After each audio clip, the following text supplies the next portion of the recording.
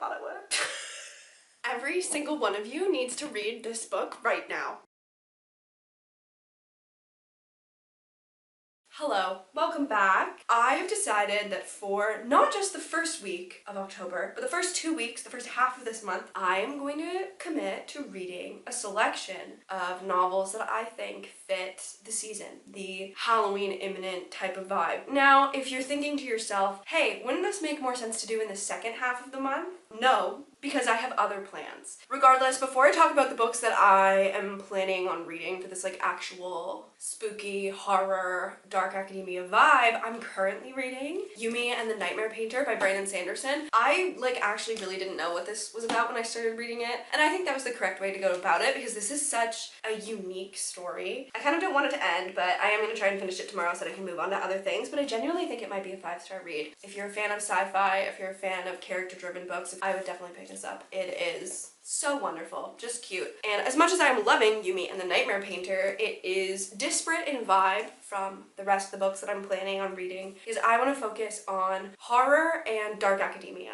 Have I read that much dark academia? No. I've read the Atlas 6 earlier this year and I didn't like it that much. And honestly, I have the sequel. No idea when or if I'm gonna read that. I thought about reading it for this video and then I was like, I'm so not excited about the concept. What I am excited about is A Deadly Education by Naomi Novik, and I have had this book on my TBR for years. I read Uprooted a few years ago and loved it. I need to reread it though because I don't know how it would hold up for me, and then I read Spinning Silver last summer and absolutely loved that book. So I have high hopes for A Deadly Education. I've heard the narrator is super unlikable. I saw someone describe this book as Harry Potter and its consequences, and I don't think that was a favorable review, but I have faith in Naomi, and I hope she doesn't lead me astray. The other book that's in the dark academia genre that I'm planning on reading is Blood Over Brighthaven by M.L. Wang. It's got a really cool little description on the back here, but what it doesn't say is something that it says on the Goodreads, which is that this is for fans for V.E. Schwab and Leigh Bardugo and Full Metal Alchemist. Now, everything these days is marketed for fans of V.E. Schwab and Leigh Bardugo. I don't put much stock in that, especially because those two authors have actually let me down more often than they've written books that I've really enjoyed. But if you say something is for fans of Full Metal Alchemist, I'm giving you my credit card information. When I say that Full Metal Alchemist is the standard by which I measure most things that I consume, I say that with my entire chest. But I'll just read the highlights here in the synopsis. So we follow a woman who for 20 years has devoted every waking moment to the study of magic, fueled by a mad desire to achieve the impossible, to be the first woman ever admitted to the High Magistracy. She does get admitted, but finds that her challenges have just begun. Then her assistant that she gets has a secret backstory. I don't know.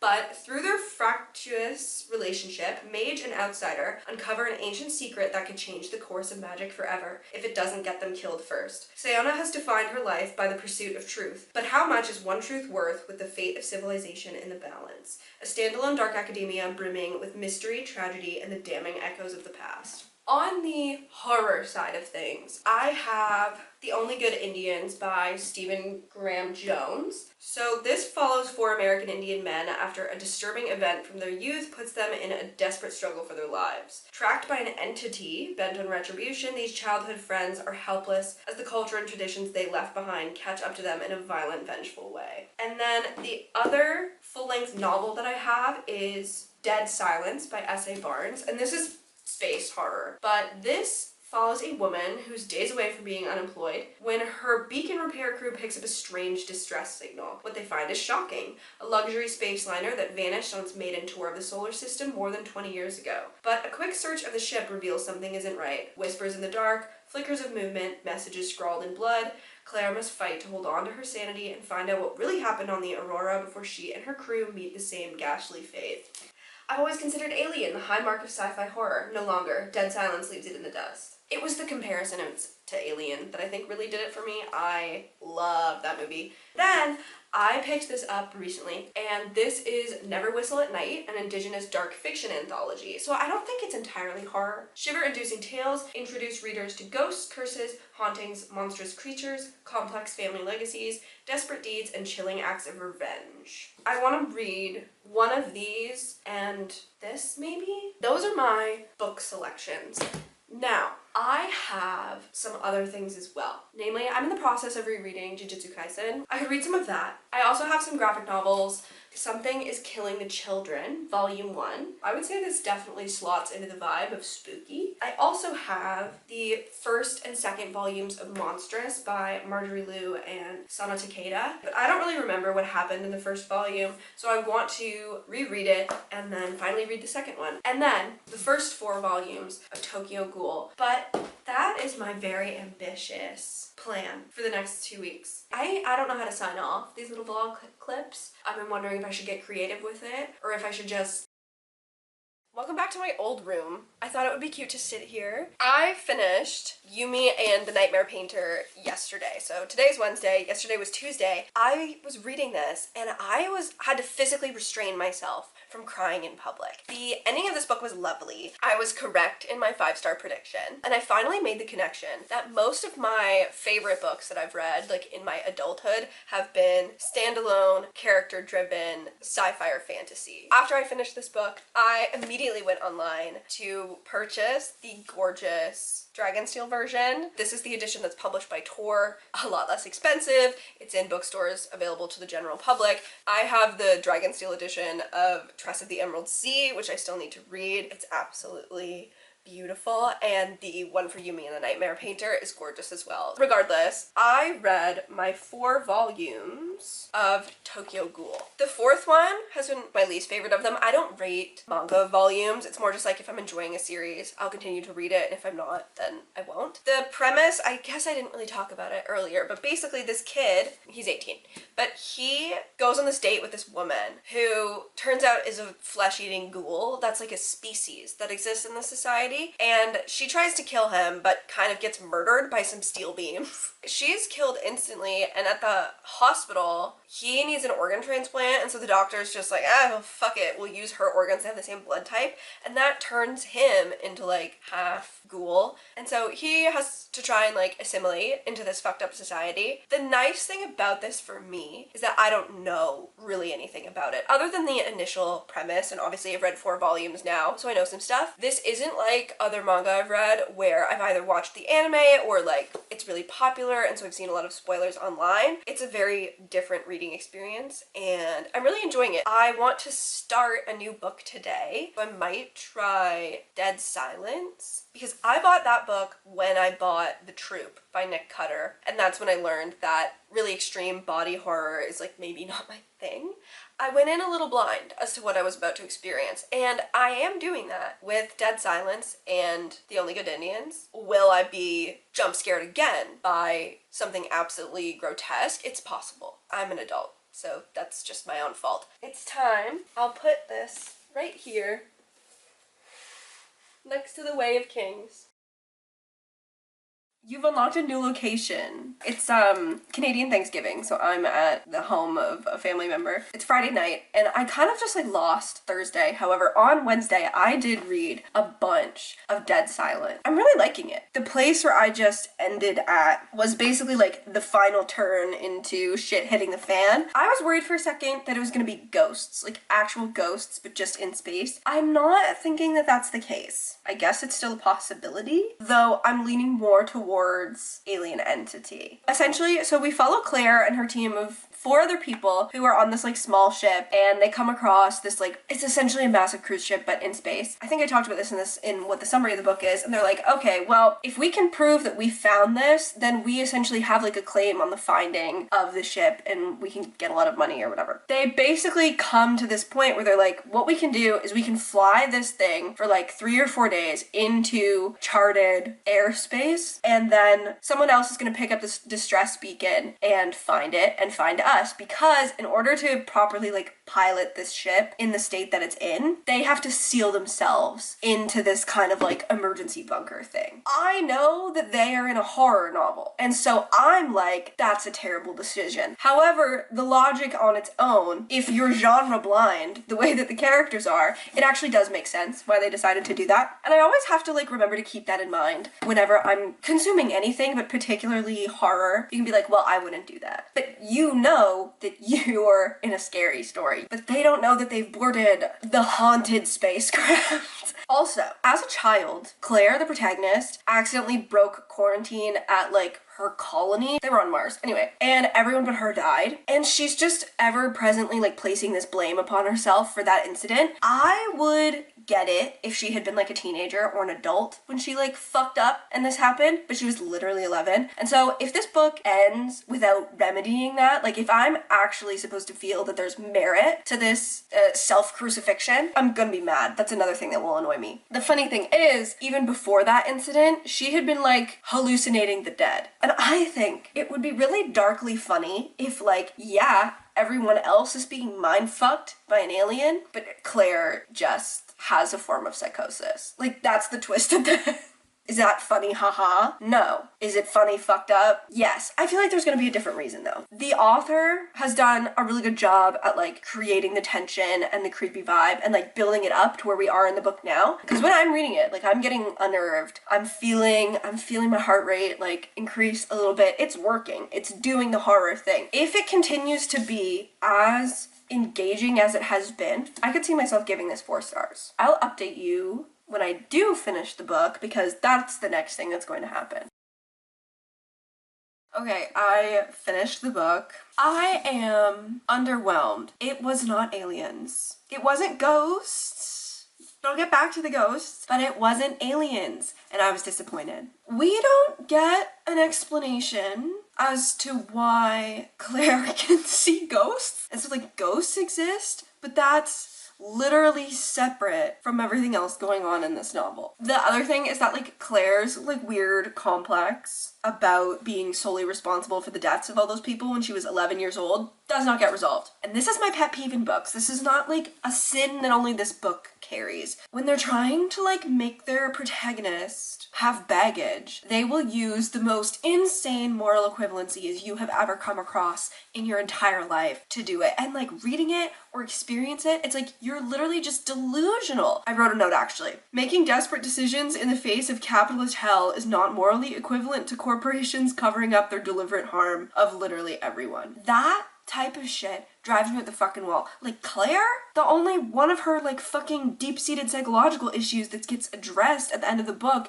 is her like aversion to forming close relationships with people. That was the least of this woman's problems. The first 60% of this book is really, really good. But then that last section, I was just disappointed in the climax and the way that everything unfolded. I will say, this is a debut novel, and I'd read it. Like, I'm not like saying, you know, we need to rake this woman over the coals because she made some choices in the ending that I don't like. I just think it's pretty typical in this space horror futuristic genre with the like super corporations to be deriding those things. And the novel is trying to do that, but I think it fails in not explicitly having Claire realize she is as much a victim as everybody else. Yeah, that's all. First book, done. I'm gonna have to get fucking cracking this week. I don't know if I'm gonna be able to do it, guys. If I don't keep getting distracted by random shit, it's actually not that bad. But I started watching Castlevania again.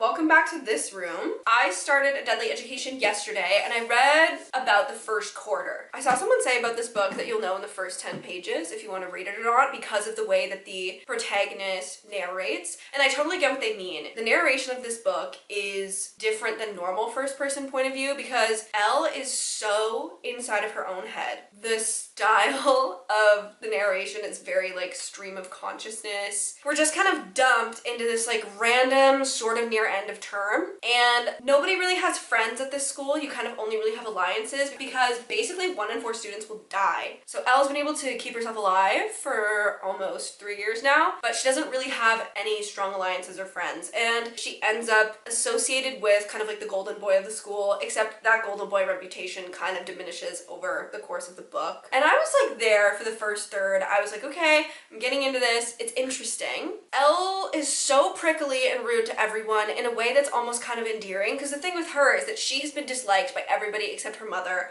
her entire life. But it's kind of a chicken and the egg situation because nobody ever liking her has made her just be a bitch to everyone all the time. It's a fun contrast in a character. I like characters who, they're not evil. evil, they don't want to do bad things, but they also aren't necessarily nice. And Elle is a lot like that. Actual greatest flaw in her character is the fact that she's super prideful and stubborn. She wants the recognition and the allyship of others, but doesn't want to ever accept anybody's help. So I'm almost 2/3 of the way through the book. There's some development going on in terms of like her deep personality flaws. This book is kind of boring. It doesn't really have a plot, and you might be wondering, hey, how can a book following a insanely powerful witch who's desperately trying to thwart a dark prophecy, attending a sentient magic school where she's being attacked by monsters all the time, possibly be boring? There's genuinely like no fucking plot. Elle's life is nuts, but it is mundane for her. Like, we're still living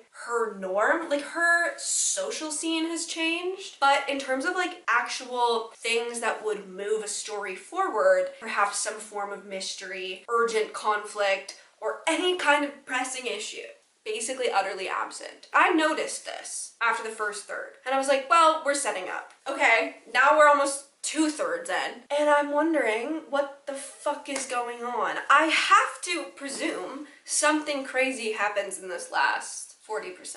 Because if it's completely mundane and ordinary for everyone to be being attacked by monsters constantly, and for everyone to not really care about each other, and for everyone to always be in competition, those are things that would usually be driving points in a story, but they aren't in this. And so I'm just like, where's the fucking flavor? I can't say I'm loving this. We'll fucking see. A deadly education. Yeah, deadly fucking boring. Good God. I finished it. I still don't know what the point was. This felt like 300 pages of setup and backstory for whatever happens next. I really don't think that your book should feel that way. Like, I understand it's the first part of a series, but that doesn't mean that the whole thing should just feel like setup. There was no actual goal within the plot and action until the last 50 pages. You know, a lot of this was like Elle learning how not to be such a prickly bitch all the time, and like realizing that she can be valued by people. That's all nice, that's well and good, like sweet. Like, I was slightly heartwarmed by it, but at the end of this book I was like, okay, so presumably next book things will happen. Like, I'm like actually fucking confused. Like, I love a character-driven novel, but there needs to be something else going on. Am I gonna read the second one? Probably, but that's because I already have it. I think if I didn't already own the second book, I don't think I would go out and buy it. I don't think I would continue the series. This thing is essentially solely character-driven, but because you're trapped inside of Elle's perspective, which is at times insufferable, I won't deny it, it's hard to feel anything about the other prominent characters in this book, like Orion or Elle's other friends. This was 4.5 hours that I'm not gonna get back. Okay, like, I guess that's it. Like, I'm disappointed. And I'm nervous about the Only Good Indians. I don't think it's gonna blow me out of the fucking water either. This is not going the way that I thought it would. Oh well. Such is life. It's been like 15, 20 minutes or something. I just sat down to write my review and I wrote it, and then I remembered I didn't address the actual dark academia element of this. For me, dark academia requires school or learning or academia of some form to be a focal point of the book and the story and the plot, which this does have, and it also requires a critique of academic institutions and the way that they can be corrupted or the way that they can be used as agents of corruption. And this book, like, it has that because the elitism in the like wizard society is so obvious. You know, the reason that they opened up the school to people that weren't like children of enclave members, which is I guess like wizard sort of high society, is because they wanted to up the chances of their own children being able to survive.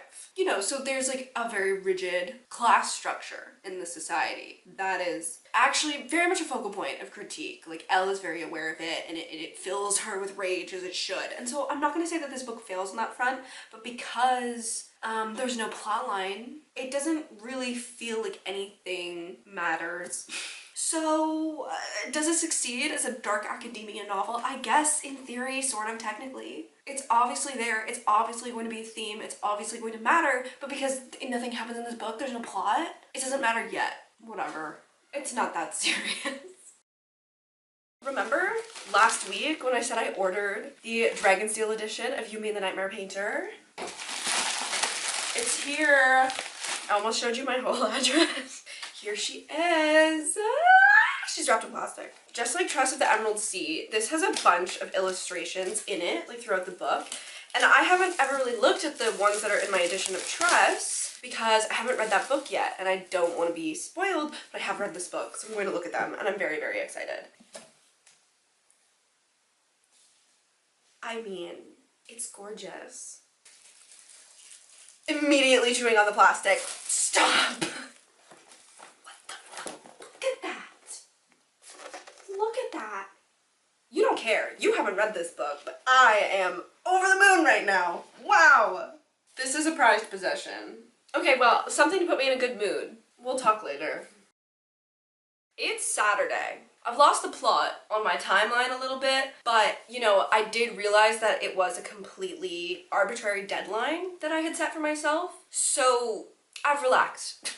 But over the past couple days, I have been reading The Only Good Indians, and last night, I went on and on in front of this camera about how I was DNFing this book, and then I promptly realized that I wasn't going to. The long and the short of it is, I don't really like it. The prose in this book is difficult. It's more almost like rambly. You're dropped into scenes in a way that can be very disorienting. And I understand why that is the way that it is. Like this book, and I've realized it's actually more of a psychological horror than it is what I thought it would be, which was more of a monster, mystery, scary moment. Reading this prose, it feels like when you make a wrong turn in your car and you need to like figure out where you're going, so you turn down your music to focus.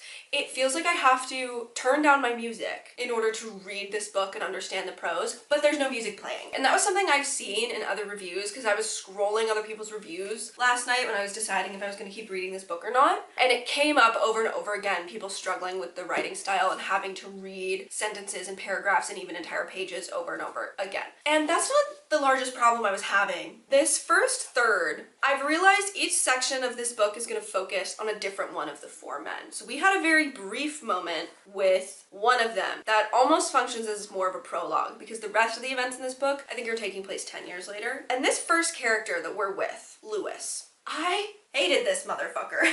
You know, I'm picking up horror novels expecting to be discomforted, creeped out, scared, grossed out, all of these feelings. That's something you accept when you decide to read a novel where the literal purpose is to make you feel those things. But there are elements that are discomforting in a way that like hits too close to home. Like that's the best way I can describe it. I don't know what the rest of this book is going to be like, and that's why I'm continuing to read it. But in Lewis's part, there was a lot of weird shit with women, and not in like a sexually explicit way or even a sexually violent way, but just I didn't like it. I like was so off-put that I needed to like contemplate my choices for about an hour, you know. And that's not to say that it's like done incorrectly or insensitively. It's nothing like that. It's like a personal, I don't really want to read that. I also just like really wasn't expecting, it was less man versus monster and it was more man versus his own paranoid delusions. Similar to Dead Silence, I was expecting and sort of wanting there to be a more, I suppose, physically tangible threat.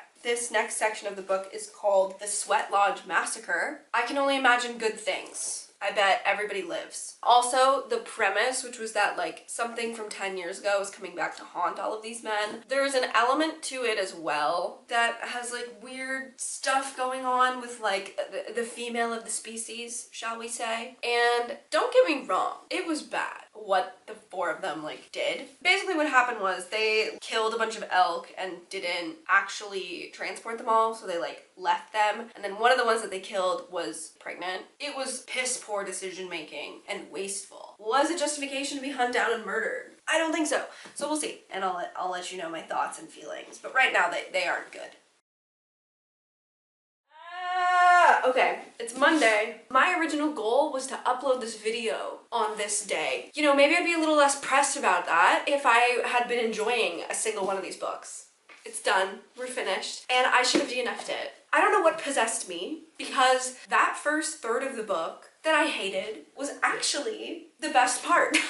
And I mean that it was the most well done portion of the novel. If you took a shot every time they mentioned basketball in this book, you would die. And I tried to figure out what the deal was. Like, I Googled basketball significance in The Only Good Indians. Couldn't get a solid answer. It's relevant for one of the characters. Everybody else is just talking and thinking about it all the time. Genuinely, basketball came up so much in this book, it should have been in the synopsis. It's more important than one of the 4 characters. It was strange, but putting that aside, the writing style, I know I said that I wasn't bothered by it. I'm taking that back. Ultimately, it was actually more aggravating than it was atmospheric. And then the plot gets lost after that first third and after the first character, because you're immediately in 4 different points of views, and it wasn't scary. At no point was I creeped out. At no point was I even grossed out. There was no more tension after the first part. It was completely evaporated for me. Seriously considered DNFing it again around page like 220, and then I was like, there's 80 pages left, like, power through, it's gonna take an hour. I can recognize and appreciate the cultural statement and like cultural commentary that this book is trying to make without thinking that it was a well-executed horror novel, because I don't think it was. And I'm reading all these little reviews on the back. Like, the only thing I can agree with on the back here is that it doesn't shy away from the horrors caused by cycles of violence. And that is the one part of the book that I do think functions, but everything else just like doesn't work. Yeah, I don't know, I've had this on my shelf for a really long time, and now I'm like kind of irritated that it's been there this long and that it took me this long to read, and that I didn't DNF it a couple days ago when I seriously considered it and then didn't. Why didn't I? I couldn't tell you. But now, one book left. Blood Over Brighthaven is the book of these 4 that I'm the most excited about. Like, I wasn't sure how Dead Silence or The Only Good Indians were gonna work for me. I had my apprehensions about A Deadly Education, so like, please. It's always fun to rant about stuff, but I do like to enjoy the books that I read. And The Only Good Indians is probably my least favorite of the 3 that I've read so far. So I'll get back to you on the state of the nation later. This book's fucking crazy. You're not even on the tripod. I need to write down what I think is about to happen so that when I read it, because I'm pretty sure I'm right, I'm vindicated. Oh my god. Some good fucking food. Finally. Finally. Oh my lord.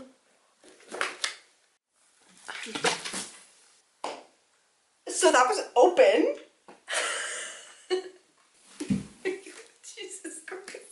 This is chaos. Every single one of you needs to read this book right now. I don't care about anything else I have ever said on this channel. The shock and awe that I just experienced, unparalleled. Truly, I can't remember the last time I have been so shaken by a plot twist, but at the same time, of course, that's what this was. This is a master at work. We are witnessing a master at work. Buy this right now. Log into Amazon, purchase this novel. Before I spill anything else, bubbly water, tea, my marbles, I also read this yesterday. I read the second volume as well. It looks like this. I really don't have any thoughts. The story has literally just started. This is a world where there's monsters, and I guess there's kind of a secret society that's sort of devoted to eradicating monsters, but mostly covering up the fact that they exist. And this girl who's the protagonist, there she is, that's her. Her name's Erica. Kids are dying. She goes to this town to, you know, try and deal with that. Who cares? Because this, I have no words, really. Like, here's the thing. I can't think of the last time I have been that bowled over by a plot twist, but it was so well done that it wasn't a plot twist, right? It was inevitable. Like, I think, like, the best reveals are shocking, but also inevitable. 10 out of 10. If I keep reading, I'm not going to put the book down, and I have to wake up early, and it's already kind of late. We're done for the evening. I wish we weren't, but I'm a grown-up, and I have to make a sacrifice every now and then. I realized when I spoke about the synopsis of this book, that was about half an hour ago. For you. For me, it was 3 weeks. We follow Sayona. She lives in this, like, city-state called Tehran, and she has become the first female high mage. Their government, their magic system, and their religion are so deeply entwined with one another. Right off the bat, you can recognize. The language, Tiranish, this society, I don't think they have a word for colonialism or propaganda. Anything of that nature, they probably don't teach in their schools. She is deeply aware of like the misconception and mistreatment of women in her society and by her religion and by her institutions, but not any other marginalized group. It's so reminiscent of like girl boss feminism. Like the word intersectionality is not something that as Sayona ever would have learned. I won't lie, it's all a little on the nose sometimes, but not in like a bad way, but in a glaringly obvious way that Sayona and so many other, basically everyone in this city-state is so deeply, deeply indoctrinated.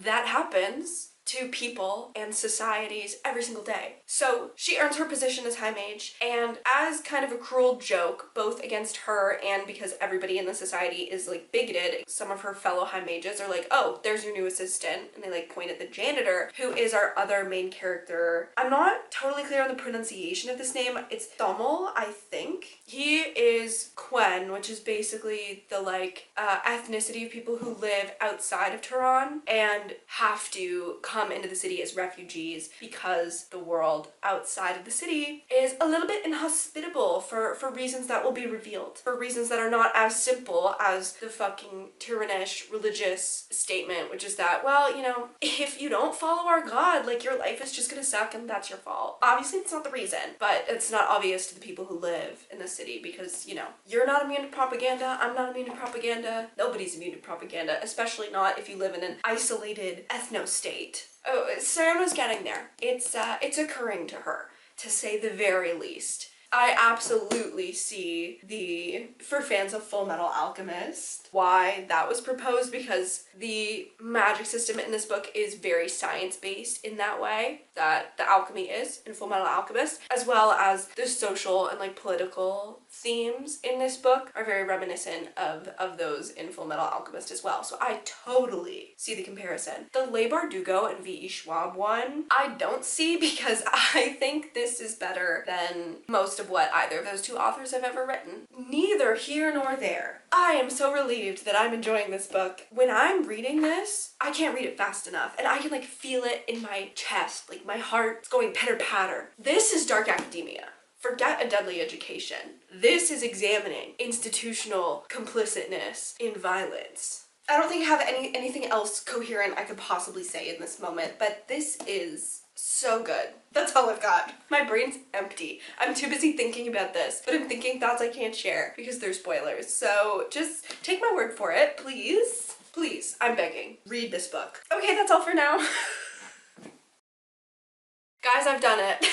3 weeks in the making, I have finished the books. Before I conclude this entire endeavor, the most pressing matter is the book that I just completed, Blood Over Bright Haven by M.L. Wang. In my last clip, I was freaking out, telling you all to buy it. Read it. Do I still agree? Yes. I'm going to give this a 4.5. This book is a stunning example of standalone fantasy. This feels like so dumb to say, but it's just like an excellent example of a well-crafted novel. The reason it's not a full 5-star novel for me is just because there's minor things about the ending that I don't love. The overall larger like beat of the novel's conclusion, like I get it. I just think that M.L. Wang was aiming for a more hopeful ending than what I think was actually achieved. And that's not to say that this book is like a complete tragedy and like the whole thing's a bummer. It's absolutely not. This book is really thought-provoking. If you're someone who has like never contemplated the consequences of the fact that we are all at least tacitly complicit in a variety of violent institutions, maybe this book will be a little bit more mind-blowing for you than it was for me. I think it can be really hard to write a novel with such a brazen political core that doesn't feel like preaching. This book has its protagonist interrogate the systems around her and her role within them in a way that I think is really realistic. You know, it's hard for Sayona to immediately jump to what are the worst conclusions, the cruelest conclusions about the world that she lives in that are undeniably true. Like, it is difficult to accept accept the violence in the world around you, particularly if you are instrumentally complicit in it. And I think this book takes on that challenge so well. I can feel the intent and the work and the thought that was put into every aspect of this novel. And even the ending, there are elements of it that are dissatisfying, not because they're necessarily a disservice to the whole of the book. In fact, I think they serve it a little too well. I think the ending of this novel is slightly too realistic in the sense that there are elements of it that are pessimistic. Can you break centuries of cycles of violence in one book? In a story that takes place over the span of several months? Can the actions of one person do it? Can they fix it all? No. They can start it. The ending is, it's not an utter downer. Like, it's not like this grim, dark horror show. That is not what happens. I think the ending suits everything that came before it. I think this is a shining example of the dark academia genre. I think this is what dark academia should be trying to achieve. Safe to say, for this book alone, I'll call this endeavor a success because it led me here and I'm so glad I read this and I highly, highly recommend it.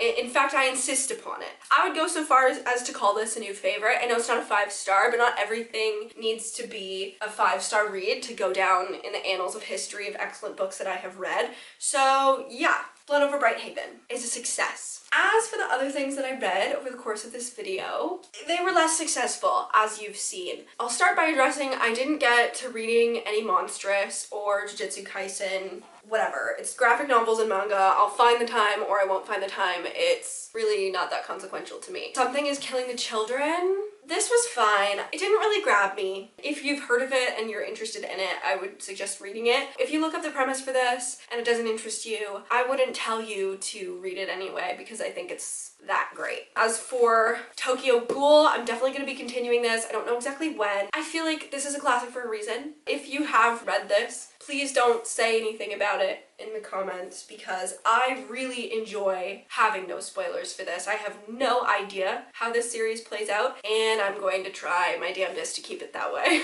Dead Silence. Didn't hate this. I slightly regret spending as much time on it as I did, but I would recommend this if you are interested in space horror, if you don't mind having unanswered questions at the end of the book, because I feel like the plot resolves itself enough, but again, why the fuck was Claire able to see ghosts? Ghosts exist, but also I was way too disappointed by the fact that the villain wasn't aliens. So if you're not like dead set and convinced that there's gonna be aliens in this book, you will probably be less disappointed in it than I was. A Deadly Education. I would only recommend this if you don't mind a difficult to like protagonist, if you don't mind unique narration is the most delicate way to put that, and if you don't mind a book that is really mostly vibes and almost no plot. I don't know, I think maybe people who really like the Atlas 6 might also like this. This slots really well into that mostly vibes, ill-explained magic system, questionably likable characters realm of things. I'm also like contemplating my statement that I will read the second one. I don't know if I'll stand by that. This, I don't recommend this. I just didn't like it. It didn't work for me. I will say I'm in the minority of opinions in regards to this book, so if you're interested in it, you should probably try it because most people, I guess, hold a higher opinion of it than I do. That's all I have to say. Obviously, this video took about a week longer than I thought it would, which is like not an actual problem in any way. And even though I didn't enjoy most of what I read, I did have fun, and I'm really pleased with the thumbnail that I made. I put a lot of effort into it. And I guess that's all. Thank you for watching. If you have read any of these books, let me know what you thought of them. I never know how to make a final, like, closing statement for this shit. Like, thanks, I already said that, but thanks again.